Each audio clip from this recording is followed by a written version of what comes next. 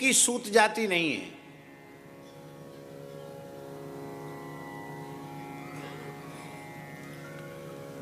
सूत यह उनका नाम है। क्या नाम है? सूत।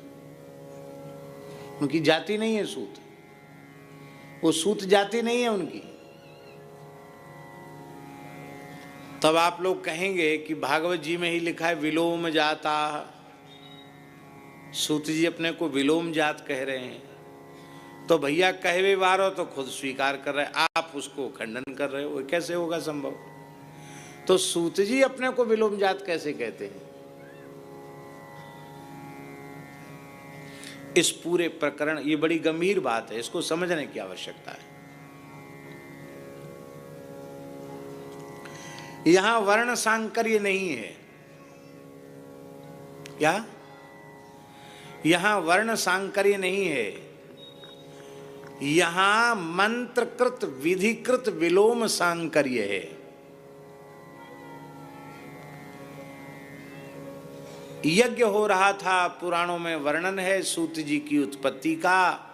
यज्ञ हो रहा था, श्रौत यज्ञ हो रहा था, और उस यज्ञ में दो तरह के यज्ञ होते हैं, एक श्रौत यज्ञ, एक स्मार्त यज्ञ।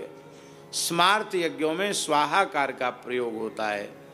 कृष्णाय स्वाहा, राधिकायै स्वाहा, गोवर्धनाय स्वाहा। जहाँ स्वाहाकार का प्रयोग हो वो स्मार्त यज्ञ होते हैं। जहाँ वषटकार का प्रयोग होता है उसे श्रौत यज्ञ कहा जाता है। और वहाँ स्वाहाकार नहीं होता, वहाँ अग्नि में साकल्य से आहुति भी नहीं होती, वहाँ पुरोडास बनाया जाता है। और पुरोडास, और उस पुरोडास को बना करके याज्ञिक ब्राह्मण यजमान उस पुरोडास को अग्नि में छोड़ते हैं।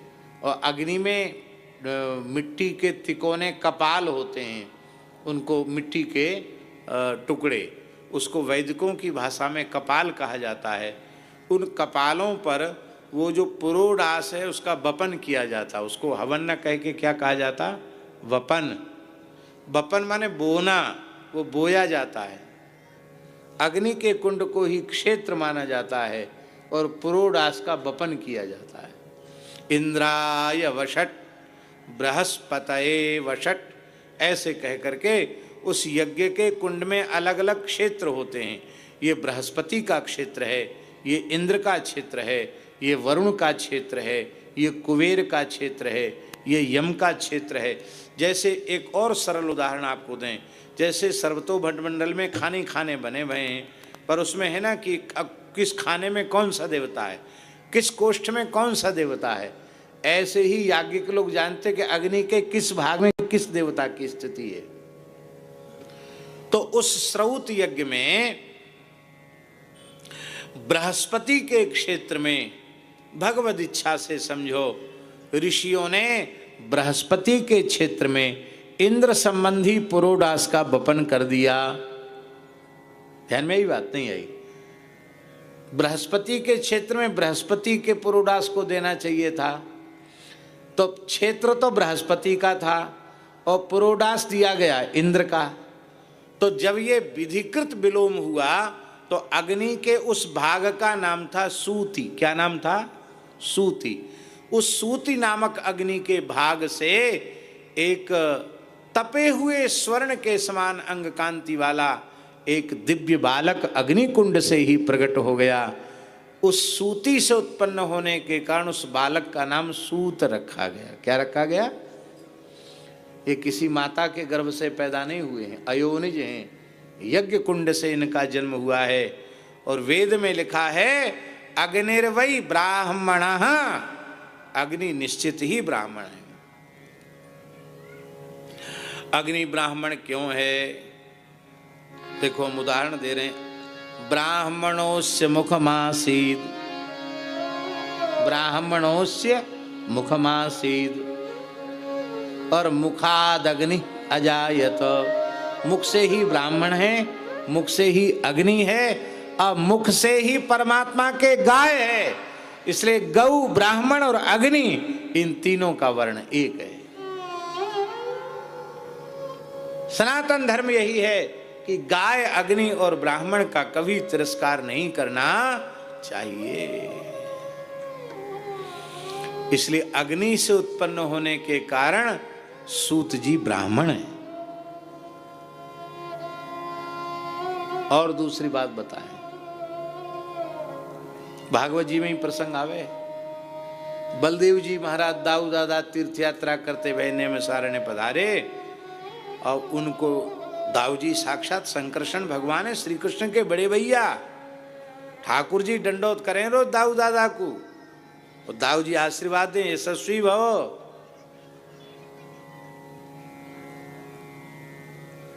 दाऊ जी आए तो सब उठ के खड़े हो गए। सूत जी खड़े नहीं हुए। क्यों नहीं हुए खड़े? देखो,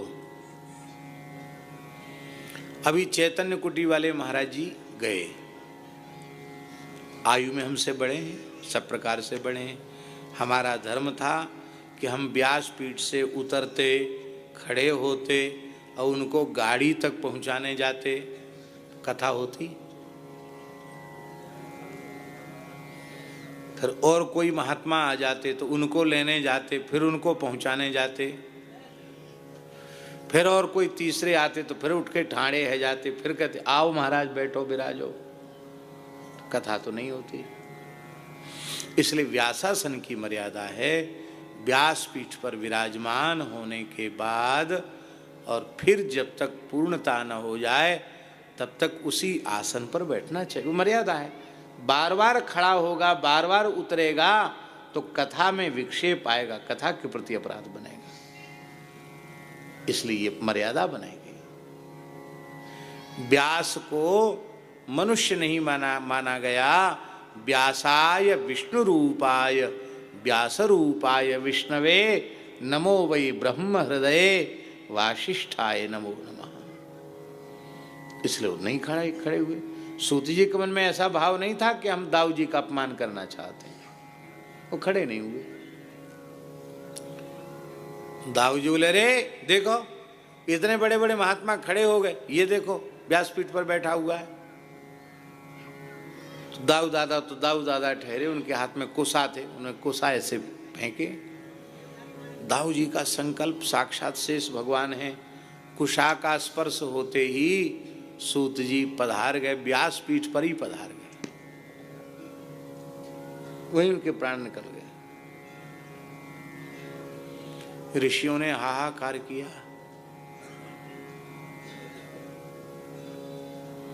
महाराज आपने कहा कि हमारी कथा के वक्ता को ही जैसी आराम कर दिया, आपने तो विदा कर दिया है?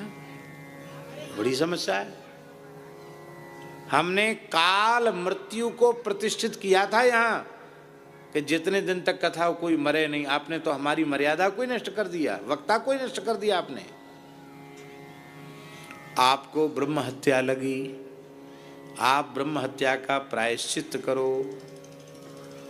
अब हम दूसरा प्रश्न आपसे ये कर रहे हैं, यदि सूत जी ब्राह्मण नहीं थे तो ब्रह्म हत्या क्यों लगी? ब्रह्म हत्या तब लगेगी जब ब्राह्मण होंगे, ब्राह्मण नहीं तो ब्रह्म हत्या क्यों लगी? ऋषियों ने कहा तुम्हें ब्रह्म हत्या लगी, यद्यपि तुम परमात्मा हो, महाप्रलय काल में पाताल में ही बैठे बैठे करते हो। एक फुफकारी भरते हो, पूरा ब्रह्मांड जल के भस्म हो जाता है।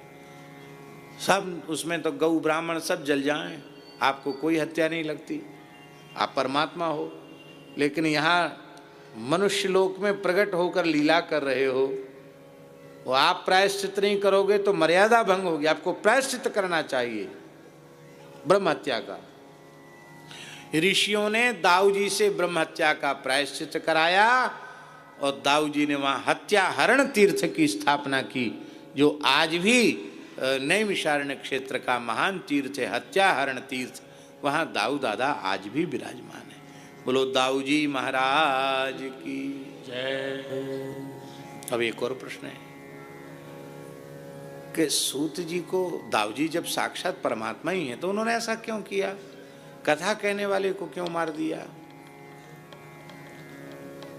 इसका समाधान हमारे पूज्य गुरुदेव भक्तमाली जी बहुत अच्छा देते थे। महाराज जी कहते थे, साधक का जो भी साधन होता है वही साधन उसका इष्ट बन जाता है।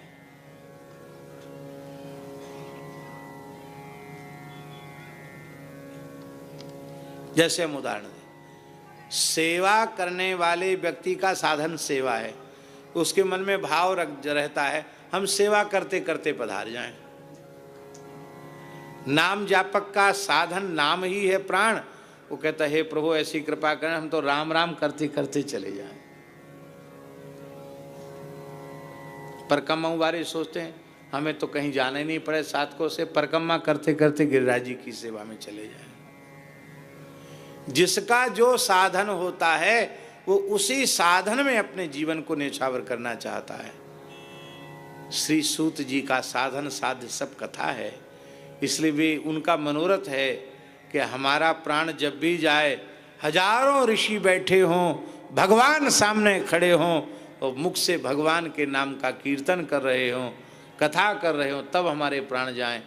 तो दाऊ जी आए तो व्यास जी कथा कीर्तन करा रहे हैं, श्री कृष्ण गोविंद हरे मुरारे, हे नाथ नारायण वासुदेव, श्री कृष्ण गोविंद हरे हरे मुरारे, हे नाथ नारायण वासुदेव, श्री कृष्ण गोविंद हरे मुरारे, हे नाथ नारायण वासुदेव, श्री कृष्ण गोविंद हरे मुरारे, हे नाथ नारायण वासुदेव, श्री कृष्ण गोविंद हरे मुरारे, हे नाथ नारायण वासुदेव, श्री कृष्ण गोविंद हरे मुरारे, हे नाथ नारायण वासुदेव। अब श्रोता तो खड़े हैं स्वागत में दाऊ जी के, और वक्ता कीर्तन कर, ऐसा होता है ना कोई विशिष्ट आवे तो पर कीर्तन कराते उतनी देर, तो कीर्तन कर रहे हैं। दाऊ जी साक्षात परमात्मा है, उनका दर्शन कर रहे हैं। और कुशा क्या है? कुशा भगवान के रोम हैं, मानो कुश स्वरूप से भगवान स्पर्श कर रहे हैं, चलो अब हमारे धाम को। और सहज भाव से बिना कष्ट से ही सूत जी भगवत धाम प्रयाण कर रहे हैं। ये लीला है केवल। दाऊ जी ने कहा कि प्रायश्चित तो हमने कर लिया, पर हमें सामर्थ्य है, हम सूत जी को जीवित कर सकते हैं। तो ऋषियों को कहना चाहिए था अच्छा महाराज जीवित कर दो, पर ऋषि जानते हैं ये इनका मनोरथ था और वो सिद्ध हो गया। ये तो ठाकुर जी के चरणों में पहुंच गए, अब फिर इनको दुख में संसार में बुलाना, फिर शरीर में प्रवेश कराना, ये अच्छा नहीं है।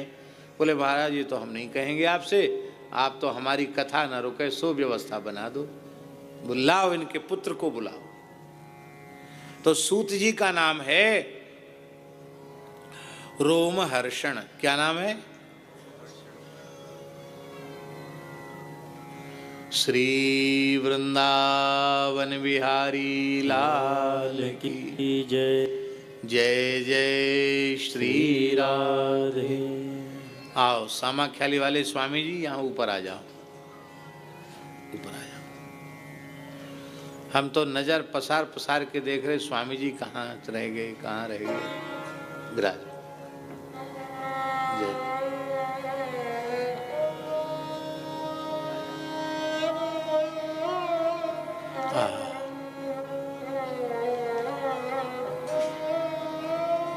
ये बहुत अच्छे संत हैं। परम पूज्य स्वामी श्री भगवत गिरी जी महाराज बड़े तपस्वी और बड़े उच्च कोटि के साधक हैं। दास के ऊपर बड़ी कृपा है।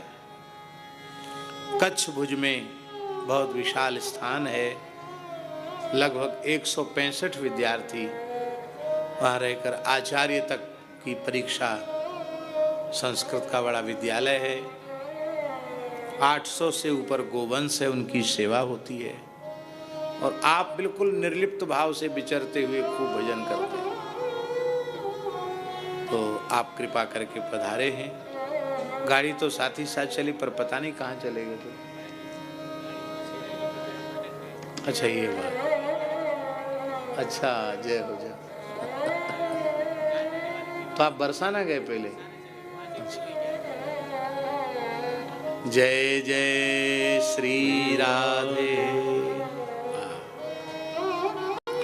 आपका बरसाना का मनोरथ था तो श्री जी ने पहले बरसाना बुला लिया, और ये राधा रानी का ननिहाल है।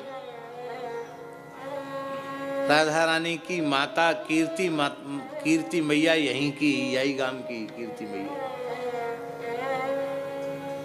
हाँ, क्या कह रहे थे, हमको याद दिलाओ।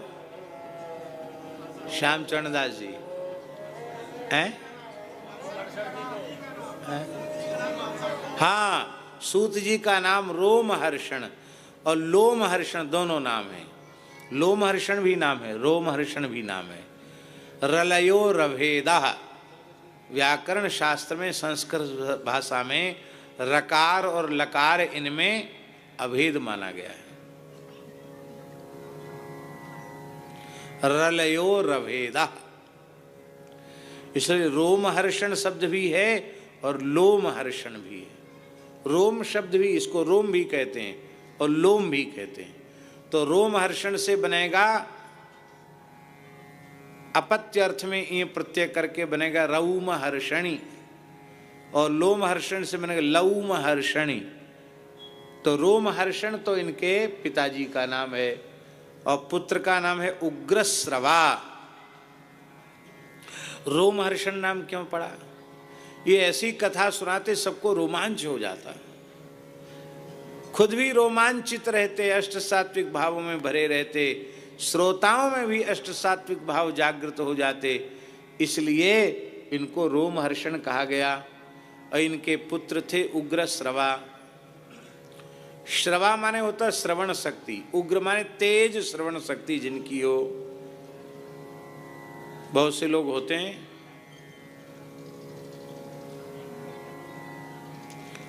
वहां पंडाल के वहां पल्ले कोने में बैठ के कोई बतरा रहे हो, तो यहीं से समझ लेंगे कैसा मुंह हिला, होठ हिल रहे हैं, ये क्या कह रहा है, उसको समझ पता चल जाएगा उसको। पर दुनियादारी की बात पता चल जाएगी। और कथा बढ़िया से बढ़िया माइक लगे हों, साउंड लगे हों, वहां भी बैठ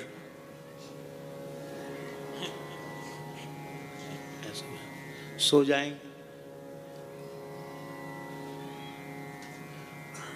तो उग्रश्रवाजी जो थे पिताजी के, रोमहर्षण जी के पुत्र, वो पर निंदा पर चर्चा सुनते समय तो ऐसे रहते, उदासीन रहते, सुनते ही नहीं।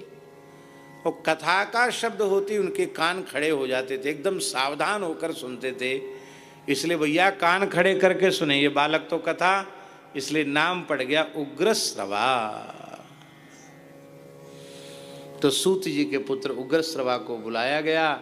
दाऊ जी ने व्यासपीठ पर, वो बालक ही थे, अभी छोटे बालक थे, पर दाऊ जी ने व्यासपीठ पर बिठाया, तिलक किया और कहा जैसे इनके पिता अष्टादश पुराण का प्रवचन करके आप सबको सत्संग दे रहे थे, वो अपने पिता के ही समान सामर्थ्यवान होकर ये आप सबको कथा सुनावें, और कथा सुनाने की व्यवस्था दाऊ जी ने बना दी। बोलो भक्तवत्सल भगवान की। अब इस विवेचन से तो स्पष्ट हो गया कि सूत जी बिलोमज वर्ण सांकर्य उनमें नहीं था, पर सूत जी ने जो अपने को बिलोम जात कहा, वो विधिकृत मंत्रकृत बिलोम क्रिया से वे उत्पन्न हुए, इसलिए उन्होंने अपने को बिलोम जात कहा। और दूसरा भाव ये है कि भक्त में दीनता होती है। भक्त में क्या होता है? दीनता। और जिसके हृदय में भक्ति नहीं होती उसके हृदय में दीनता नहीं होती। वो तो जब देखो तब मुझ पर ही ताव देता रहता है कि बस मैं हूं, मैं हूं, मैं हूं। बक्सर वाले महाराज जी कहते थे, जीत गया भाई, जीत गया, ठेला वाला जीत गया है? और भक्त में दीनता होती है। श्री सूरदास जी उद्धव जी के अवतार हैं। वो कह रहे, मौसम कौन कुटिल खल कामी, जेहि तन दियो ताहि बिसरायो, ऐसो नमक हरामी। मौसम कौन कुटिल खल कामी। क्या सूरदास जी कुटिल हैं, खल हैं, कामी हैं, नमक हरामी हैं? अरे राम राम, स्वप्न में भी संभव नहीं है। पर ये संत की दीनता है। तो ये जो विलोम जाता है, जो सूत जी ने अपने को कहा, ये सूत जी की दीनता है, ये उनका दैन्य भाव है। इसलिए इस विवेचन का प्रयोजन केवल इतना ही है कि सत्संग के रूप में भगवत चर्चा सबको करना चाहिए, किसी को कोई विशेष निषेध नहीं है, भगवान की चर्चा करने को कोई प्रतिबंध नहीं है। कागभूषुंडी जी कथा कहते हैं, गरुड़ जी सुनते हैं, तो कहाँ प्रतिबंध रहा? किंतु यदि अनुष्ठानिक विधि से देवताओं की स्थापना करके, मंडल स्थापन करके, व्यासपीठ निर्मित करके, कलश स्थापन करके, जहाँ शास्त्रीय मर्यादाओं का पालन हो रहा है, उस विधि से यदि पुराण की कथा हो रही है, पुराण का वाचन हो रहा है, तो मेरी विनम्र प्रार्थना है, ब्राह्मण कुलोत्पन्न भगवत भक्त वैष्णव व्यास को ही व्यासपीठ पर विराजमान करना चाहिए, जैसे तैसे को नहीं।